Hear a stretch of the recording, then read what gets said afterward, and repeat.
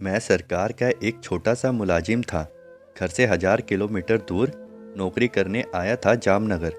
Police विभाग के SP कार्यालय में एक कांस्टेबल के तौर पर मेरी नियुक्ति हुई थी। एसपी साहब जटाशंकर को मैं कुछ खास ही पसंद था। इसका कारण था मेरा उनके शहर से होना। घर से हजारों किलोमीटर दूर जब कोई घर का दिख जाता है तो उसका अच्छा लगना आम बात है। उस शाम एसपी साहब ने मुझे अपने कैबिन में बुलाया। आज शाम क्या कर रहे हो माधव? फाइलों को देखते देखते वो बोले। कुछ खास नहीं सर, बस रोज की तरह ही मैंने जवाब दिया। चलो फिर तुमको आज जामनगर की सबसे प्रसिद्ध हस्ती से मिलवाते हैं। उन्होंने आगे कहा। ठीक है सर, जैसा आप कहें। इतने बड़े अधिकारी को कौन मना कर सकता था। शाम के ठीक 6 बजे किशोर एक सहकर्मी ने मुझसे कहा, बड़े साहब बाहर तेरा गाड़ी में इंतज़ार कर रहे हैं। ठीक है, मैंने जवाब दिया। मेज पर फैली सभी दस्तावेजों को समेटकर मैं जाकर गाड़ी में सर के साथ बैठ गया। 2 चौराहे पार करके गाड़ी तंग गलियों में जाने लगी। ये थी जामनगर की बदनाम गलियाँ। जामनगर की बदनाम गलियों में था अप्पी बाई का कोठा। कभी शहर की सबसे बड़ी वेश्या अप्पी बाई उम्र ढलते ढलते खुद का कोठा चलाने लगी थी। कोठे का नाम था रंगमंच। कहने को तो वहाँ कला का प्रदर्शन होता था, पर हर व्यक्ति कोठे पर क्या होता है जानता था। गाड़ी एक हवेली नुमान इमारत के सामने रुक गई। ड्राइवर ने आकर गेट खोला। नीचे उतरते ही मैंने साहब से पूछ लिया, यहाँ हम कोई शिनाख्त करने आए हैं सर? साहब हंस पड़े। बोले, कुछ ऐसा ही समझ लो। फिर पलट के ड्राइवर से बोले, सुनो रहीम, तुम जाओ, 2 घंटे बाद आ जाना। और घर जाके देखो मैडम को कोई काम ना हो। मेरे बारे में पूछे तो कह देना मंत्री जी के यहाँ गया हूँ। ठीक है साहब, कहकर ड्राइवर चला गया। सामने से एक अधेड़ उम्र की, माथे पर एक बड़ी सी बिंदी लगाई स्त्री चली आ रही थी। अनुमान लगाने की आवश्यकता नहीं थी, ये अप्पी बाई थी। जनाब, हमसे कोई गुस्ताखी हुई है क्या? अब आप आते ही नहीं, अप्पी बाई ने साहब को अदाब करते हुए कहा। ऐसा कुछ नहीं है ताई, तुम तो जानती ही हो, पूरा शहर हमारे जिम्मे ही तो है। ऊपर से ये तुम्हारी बदनाम गलियां, किसी ने देख लिया तो हम तो कहीं के ना रहेंगे। कहकर साहब हंसने लगे। किसी की कोई मजाल जो आपसे कुछ कह दे। और वो गुरुवार को रहीम के हाथों मिठाई भिजवा दी थी। ठीक है ठीक है, बाकी बातें बाद में। मेरी मौजूदगी को समझते हुए साहब ने बीच में ही अप्पी बाई को टोक दिया, निर्मला को बुलाओ। कुछ पल और उसे ना देखा तो हम मर ही जाएंगे। साहब ने कहा। अरे हजूर, बैठिए तो सही। उसको तो आपके आने की खबर के सुनते ही कब से सजा के रखा है दुल्हन सा, अप्पी बाई ने कहा। उस बड़े से कक्ष में महफिल सजाने की पूरी व्यवस्था थी। बीच में काफ़ी जगह नृत्य के लिए छोड़कर कदरदानों के बैठने के लिए राजाओं महाराजाओं जैसे मुलायम गद्दे पड़े थे, जिन पर बड़े बड़े सिरहाने रखे थे। पीछे कक्ष के अंतिम छोर पर तरह तरह की मदिराएं रखी हुई थी और उन्हें वितरित करने को लगभग नग्न कम उम्र की लड़कियां। मैं कक्ष का मुआयना कर ही रहा था कि अप्पी बाई की आवाज़ से तंद्रा टूटी। लो आ गई आपकी निर्मला। हाथ में पानी का बीड़ा की एक बड़ी सी थैली लिए एक किशोरी जिसकी उम्र 20 भी नहीं थी। उसका चेहरा उदासीन थी। स्पष्ट दिखाई देता था कि बहुत लड़ चुकने के बाद उसने समय को परिस्थितियों को सुपुर्द कर दिया था। मेरे अंदर से टिस उठी। मन किया भागकर चला जाऊं, सर्विस रिवॉल्वर निकालकर वहीं साहब की कनपट्टी फोड़ दूं। मैं खून का घूंट पीकर रह गया। मेरे सामने ही जटाशंकर उठा, निर्मला का हाथ पकड़ा और लगभग घसीटते हुए सामने बने कक्ष में ले गया। एक बार निर्मला ने मुझे पलटकर देखा। उसकी आंखें उदासीन थी। स्पष्ट था उसे मुझसे कोई उम्मीद ना थी। मैंने आत्मग्लानि से आंखें नीचे कर ली। उस कमरे से कोई आवाज़ ना आती थी, पर सन्नाटा कानों में चीख बनकर गूंज रहा था। मन ग्लानि से भर उठा। थोड़ी देर पहले अप्पी बाई द्वारा जबरदस्ती ठुसाया गया पान मुंह में अंगार बनकर जलने लगा। मैंने वो वहीं थूक दिया। लगभग पौने घंटे में जटाशंकर बाहर आया। उसके चेहरे पर एक आनंद देखा जा सकता था। निर्मला का पूरा श्रृंगार अस्त व्यस्त था। उसके होठों से बहता खून, पर निर्मला का चेहरा अभी भी उदासीन था। जटाशंकर चलकर मेरे पास आया और बोला, मैं यहाँ बार बार नहीं आ सकता। तू मेरे शहर का है, तुझ पर मुझे विश्वास है। आज से निर्मला तेरे साथ रहेगी। पर सर, मैं तो एक कमरे में रहता हूँ। बीच में मत बोल। तेरे रहने का बंदोबस्त मैं कर दूंगा। बस ये समझ ले कि अपनी अमानत तेरे पास रख रहा हूँ। तेरे लिए खाना भी बना देगी। और क्या चाहिए तुझे? पर अगर तूने कुछ इधर उधर करने की कोशिश की तो आगे तू खुद समझदार है। जटाशंकर ने मुझे मेरी औकात बताते हुए कहा। मैं जी सर के अलावा कुछ ना बोल सका। उस शाम स्कूल से लौटने में बहुत देर हो गई थी। स्कूल 10 किलोमीटर दूर था। उस शाम लौटते में कोई सवारी नहीं मिली थी, तो पैदल आना मजबूरी थी। शाम ढल आई थी। सर्दियाँ होने की वजह से अंधेरा घिरने लगा था। मैं बस गांव के 1 किलोमीटर दूर ही था। मैं जल्दी जल्दी से कदम बढ़ा रहा था। तभी मुझे पास की झाड़ियों से कुछ आवाज़ आई। मैं उस तरफ बढ़ गया। मैं 12 साल का एक बालक ही था, पर जो देखा मैं समझ सकता था कि गलत हो रहा है। हरिया काका की बेटी मीना को गांव के 2 नौजवान ने पकड़ रखा था। दोनों उच्च जाति के आते थे। उन दोनों ने हथियार भी ले रखे थे। मैं डर गया था। मेरे पैरों तले जमीन खिसक रही थी। मैं अबोध बालक ही था। मुझे कुछ समझ नहीं आया। मैं मदद लेने गांव की तरफ भागा। मैं हाफते पसीने में तर घर पहुंचा। जैसे तैसे सारी बातें पिताजी को बताई। पिताजी आन फान में हरिया काका के घर गए। पिताजी, हरिया काका और कुछ गांव वाले लाठी लिए उस तरफ भागे, पर देर हो चुकी थी। वहां मीना की नग्न लाश के अलावा कुछ ना था। पूरे गांव में कोहराम था। उच्च जाति के लोगों ने बात दबाने की पूरी कोशिश की। पुलिस ने भी बहुत मशक्कत करने के बाद ही एफआईआर लिखी थी। मीना का देह संस्कार हो गया। हाथ में उसकी अस्थियां लिए हरिया काका मेरे पास आए। उनकी आंखों में उदासीनता थी। ले तू ही सिरा दे। वो तुझे राखी बांधती थी। वो तुझे राखी बांधती थी। वो तुझे राखी बांधती थी। मैं जाग उठा। मैं पसीने में तरबतर था। अब ये सपना बहुत कम आता था, पर जब भी आता मुझे बेचैन कर देता था। मैंने मुश्किल से पानी गटका, पर अब चैन आने वाला नहीं था। बगल के कमरे से सिसकने की आवाज़ आ रही थी। आज निर्मला का इस घर में पहला दिन था। मेरी उससे कोई बात नहीं हुई थी। मैंने जाकर उसके कमरे के दरवाजे पे हाथ रखा। दरवाज़ा खुला था। मुझे लगा था तुम्हारे आंसू सूख चुके हैं, मैंने कटाक्ष करते हुए कहा। उसने मुझे घूर के देखा। वापस घर चली जाओ, मैं संभाल लूँगा। अधिकतम मेरी नौकरी जाएगी, मैंने गलानी पूर्वक कहा। मेरा कोई घर नहीं है, मैं अनाथ हूँ। एक दिन अप्पी ताई अनाथालय आई और बहुत सी लड़कियों को खरीद लाई। मैं भी उनमें से एक हूँ, कहकर उसने मुंह फेर लिया। बहुत हरामी है न ये जटाशंकर, मैंने दांत बीचते हुए कहा। उसको मुझसे इन शब्दों की उम्मीद नहीं थी, फिर भी वह मुंह उस तरफ ही करके रही।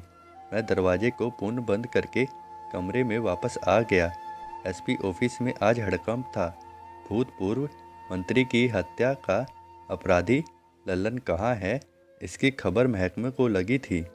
हत्यारा तो लल्लन था, पर उसको पोषित करने वाले कुछ उच्च दर्जे के राजनेता थे, इसलिए लल्लन को पकड़ने का प्रश्न ही नहीं उठता था। आईजी कार्यालय में एनकाउंटर का गुप्त आदेश था। खबर पक्की थी। लल्लन अकेला था, बस एक पिस्टल लिए। पंदोत्री पिपाशु जटाशंकर ने स्थिति को समझकर खुद नेतृत्व करने का बीड़ा उठाया।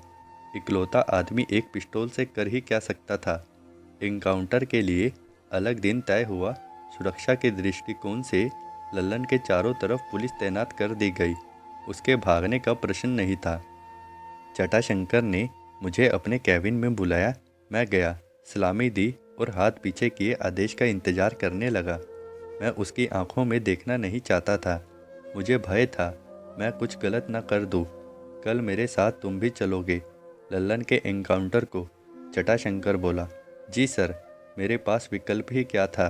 शाम को मैं तुम्हारे नए घर देखना चाहता हूँ। उसका आशय मैं जानता था। मुझे रंडी खाने के दलाल की भांति अनुभूति हुई। क्रोध का घूंट अब गले से नीचे भी न उतरा। मैंने बिना बोले पुण्य सलामी दी और कैबिन से निकल आया। कल तुम्हारे लिए काफ़ी बड़ा दिन होगा, जटाशंकर ने गाड़ी में बैठते हुए कहा। मैंने कुछ नहीं कहा। क्या बात है, बड़े गमनीम लग रहे हो, जटाशंकर ने मज़े लेते हुए कहा। आप मीना केस के बारे में तो जानते ही होंगे सर, मैंने कहा। हाँ, हमारे शहर में कौन उस केस को नहीं जानता। फिर हम तो पुलिस के हैं, सब पता रहता है।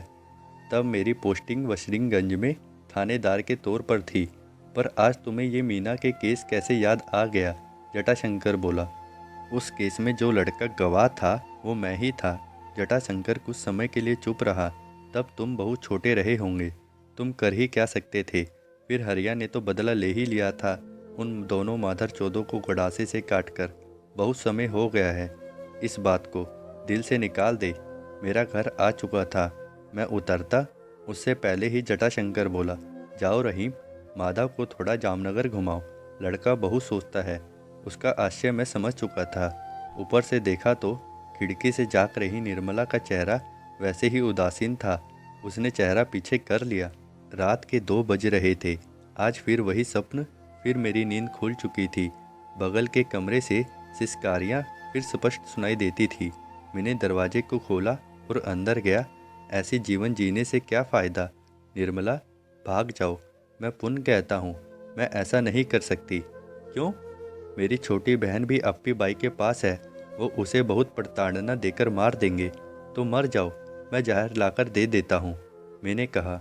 निर्मला उठी, उसने अलमारी खोली, उसमें से एक शीशी निकाली और मेरे हाथ में रख दी। शीशी जहर की थी। तुम चले जाओ, तुम्हारे दिलासे मुझे फ़रेब लगते हैं। तुमको मेरा जिस्म चाहिए तो सीधा कहो, मैं जटाशंकर से भी नहीं कहूँगी, उसने उदासीन भाव से कहा। मेरा मन ग्लानि से भर उठा। मन किया अभी 6 की 6 गोलियाँ जटाशंकर की कनपट्टी में उतारकर स्वयं आत्महत्या कर लूँ। मैं तीव्रता से वहाँ से चला गया। वात्सल्य कन्या अनाथालय, यही नाम था उस जगह का, जहाँ उसे और उसकी बहन को उसके गांव वाले उसकी माँ के गुजरने पर छोड़ गए थे। बाप तो बचपन में ही नशा करते हुए अंतिम सांस ले चुका था। दिहाड़ी पर मजदूरी करने वाली माँ भी एक दिन चल बसी। कक्षा 8वीं तक अनाथालय में सब सही गुजरा, या उसे जो अनाथालय में हो रहा था उसे समझने की अकल ही तब आई थी। आए दिन उसकी सहपाठियाँ रात में वार्डन द्वारा बुलाई जाती थी।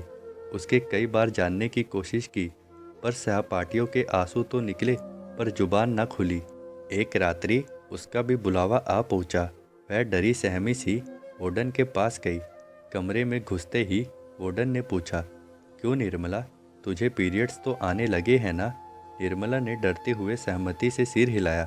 तब तो तू तैयार है, बधाई हो। एक कुटिल मुस्कान वार्डन के चेहरे पर थी। किसी चीज़ के लिए। मैडम निर्मला रोने लगी। अरे रोती क्यों है पगली? अरे प्रकाश, इसको कस्टमर के पास ले जा, वार्डन चिल्लाई। प्रकाश उसको चीखते हुए ले गया और एक कमरे में फेंक दिया। जैसे ही वो कमरे में घुसी, एक दरिंदा उस पर टूट पड़ा। उसकी कमीज लगभग फट गई। निर्मला ने आव देखा न ताव। उसके हाथ में जो पड़ा उसने उस हरामी के सर पर मार। वो वहाँ से भाग खड़ी हुई। कमरा धरातल पर था। वह खिड़की से भाग निकली। बदहवास सी वह सबसे पास के थाने जा पहुंची और बेहोश हो गई। क्या हुआ बेटा, मुझे बताओ। प्रत्युत्तर भरा हाथ उसके बालों को सहला रहा था। निर्मला की आंखों से झरना फूट पड़ा।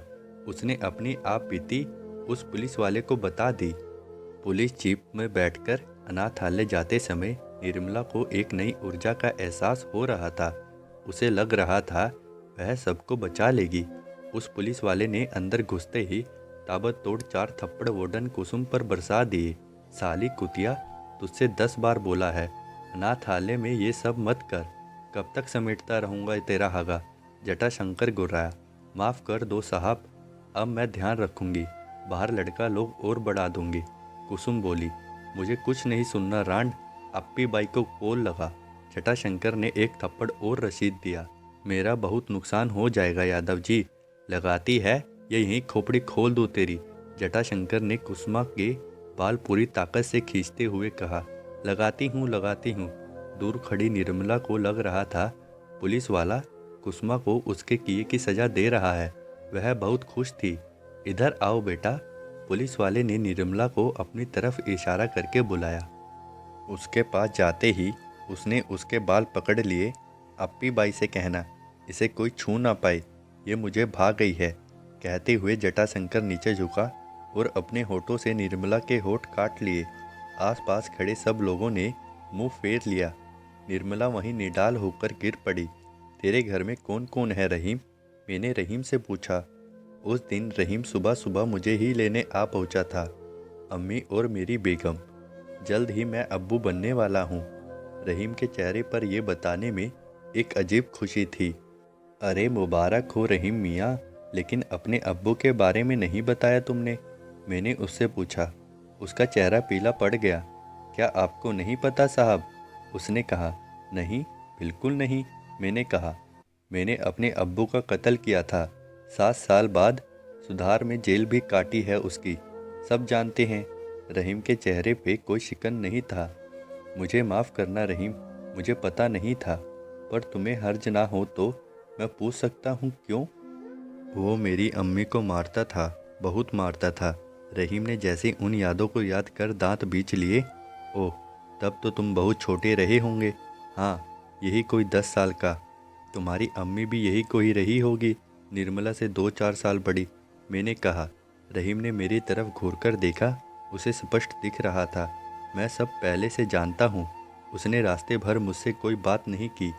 दफ्तर पहुंचकर जो ही मैं उतरने को हुआ, वो बोला, कई रातें मैं सो नहीं पाता साहब। मैं भी, मैंने उसके कंधे पर थपथपाते हुए कहा। गाड़ियों का काफिला ठठोरी गांव की तरफ बढ़ा जा रहा था। बीच वाली गाड़ी में मैं और जटाशंकर थे। रहीम गाड़ी चला रहा था। बहू से सब इंस्पेक्टर और इंस्पेक्टर मुझसे चिढ़ते थे। उन्हें लगता था मैं एसपी साहब का चहेता हूँ। मुझे और रहीम को ही पता था कि मैं उस जटाशंकर का दल्ला था और कुछ नहीं। लल्लन को पकड़ने में कोई खास मशक्क़त नहीं करनी पड़ी। वापस लौटते में हमारी गाड़ी में लल्लन और बढ़ चुका था। हमका पता है साहिब, तुम हमका मारे वाले हो। लल्लन के चेहरे पे कुटिल मुस्कान थी। तू तो बहुत होशियार है रे रंडी का जना, माधर चोद, जटाशंकर बोला। गाली काहे देते हो साहिब? मारे वाले तो वैसे ही हो। कुछ अच्छा बोलकर विदाई दो। काहे नहीं भोसड़ी के, तुम जीजा लगे हो हमारे। जटाशंकर गुर्राया। निर्मला को जाने दो सर, उसकी ज़िंदगी खराब मत करो। मैंने हिम्मत जुटाकर बोला। क्या बोला रे माधर चोद? तेरी इतनी हिम्मत? भोसड़ी के तेरा एनकाउंटर भी इसी के साथ कर दूंगा। बहन चोद, अपनी मुंह बोली बहन का तो बलात्कार रोक ना सका, रंडी को बचाएगा ये हमसे। माधर चोद, आज तेरे सामने ही नंगा करूंगा उसको। जटाशंकर गुस्से से 7वें आसमान में पहुंच चुका था। माफ़ कर दीजिए सर, मुझसे गलती हो गई। आइंदा कभी ऐसा नहीं होगा। मैं एकदम रोने को हुआ। बहुत रोने गिड़गिड़ाने के बाद जटाशंकर कुछ शांत हुआ। अभी जामनगर काफ़ी दूर था। आगे जंगल लगने वाले थे और वहीं लल्लन के एनकाउंटर का प्लान था। पिछले साल हरिया काका जेल में ही चल बसे। निर्दोष थे वो। मैंने कहा, भले की बेटी का बदला लिया हो, पर 2 लोगों को मारा था उसने, वो भी गणासे से काट के रख दिया था पूरा शरीर। जटाशंकर अपने तरह के लोगों के शरीर कटने से दुखी प्रतीत हो रहा था। मैंने कहा ना वो निर्दोष था जटाशंकर, मैंने कहा। जटाशंकर गुस्से से पीछे घूमा। मैंने लल्लन से बरामद पिस्तौल उस पे तान रखी थी। उस कायर की जुबान वहीं जम गई। एक एसपी को मारोगे साले, तुम्हारे पूरे खानदान को पुलिस ढूंढ ढूंढ कर मार देगी। रहीम की तरफ देख के जटाशंकर मुस्कुराया। रहीम ने जटाशंकर के मुंह पर ही थूक दिया। मैं कहाँ मारूंगा तुम्हें जटाशंकर, ये है न लल्लन, ये मारेगा। मैं बोला। जटाशंकर समझ चुका था उसका अंत निश्चित है। लल्लन अपनी हंसी नियंत्रण में नहीं रख पा रहा था। चल 2 मिनट है हमारे पास, तुम्हें एक कहानी सुनाता हूँ। मैंने कहा। रात के 3 बज रहे थे। सब नींद में थे, पर एक 12 साल के लड़के को एक बुरा सपना सोने नहीं दे रहा था। एक लड़की की ज़िंदगी लेने वाले 2 दरिंदे को अदालत ने बरी कर दिया, वो भी बाइज्जत। लड़का उठा घर के पीछे बगीचे में पड़ा हुआ गड़ासा उसने उठा लिया, अपना स्कूल बैग खाली किया और उसमें रख लिया। वह रात के 3 बजे पहले लड़के के घर पहुंचा और उस मादरचोद के पूरे शरीर के कई टुकड़े कर दिए। फिर वो दूसरे के यहाँ गया और उसके भी टुकड़े कर दिए, शायद पहले वाले से भी ज़्यादा। फिर वो उस लड़की के बाप के पास गया। लड़की के बाप ने उस बच्चे की ज़िंदगी खराब होने से बचाने के लिए उन कत्लों का इल्ज़ाम खुद पे ले लिया। तो इससे क्या निष्कर्ष निकलता है रहीम? मैंने कहा। यही कि हरिया काका निर्दोष थे, रहीम बोला। सुना जटाशंकर? मैंने कहा। इससे पहले जटाशंकर कुछ बोलता, मैंने एक गोली रहीम के कंधे में मारी। गाड़ी का पूरा बैलेंस बिगड़ गया। बिना देर किए मैंने 4 गोलियां जटाशंकर के सीने में उतार दी। वो वहीं ढेर हो गया। एक गोली मैंने खुद के हाथ में मारी। तब तक गाड़ी पलट चुकी थी। लल्लन ने भागने की नाकाम कोशिश की। आगे पीछे की गाड़ियां, पूरा पुलिस बल हमारी तरफ लपका। मैंने AK-47 उठाई और पूरी की पूरी लल्लन में खाली कर दी। जटाशंकर को शहीद की उपाधि से नवाजा गया। ऐसी स्थिति का सम्मान करने के लिए मुझे भी सम्मानित किया गया। पर उस दिन की हकीकत क्या थी, केवल मैं, रहीम और निर्मला जानते थे। जटाशंकर के गुजरने के 3 दिन बाद ही अप्पी बाई ने आत्महत्या कर ली। जटाशंकर के जाने के बाद निर्मला की बहन को छुड़वाना मेरे लिए कोई बड़ा काम नहीं था।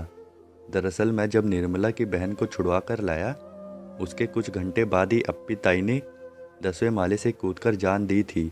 निर्मला की बहन को भी उसने 10वें माले पर रखा था। अगले साल निर्मला ने रक्षाबंधन पर मुझे और रहीम को राखी बांधते हुए कहा, भैया सुना है रंगमंच में अब वास्तव में कला प्रदर्शन ही होता है। हम तीनों ये सुनकर हंस पड़े। 3 साल बाद मैं जटाशंकर जी की फाइल दोबारा खुलवाना चाहता हूँ। रति प्रसाद, नए SP ने DIG से कहा। ठीक है, जैसा तुम चाहो, DIG बोले। केशव, रहीम को उठवाओ और मेरे सामने पेश करो, रति प्रसाद केशव से बोले। दोस्तों, कहानी को कहानी की तरह ले। साथ ही जैसे इस कहानी में नायक तथा खलनायक पुलिस से थे, तो अगली कहानी यानी अप्पी बाई का कोटा दैत्य संस्कार में आप देखेंगे कि एक पुलिस अफसर जब अपनी ताकत का सही इस्तेमाल करता है तो कैसे कई लोगों की ज़िंदगियां संभल सकती है। वीडियो पसंद आई तो वीडियो को लाइक करें और चैनल को सब्सक्राइब जरूर करें ताकि आने वाली वीडियो आप सबसे पहले देख सकें। प्लीज़ चैनल को सब्सक्राइब जरूर करके जाइए।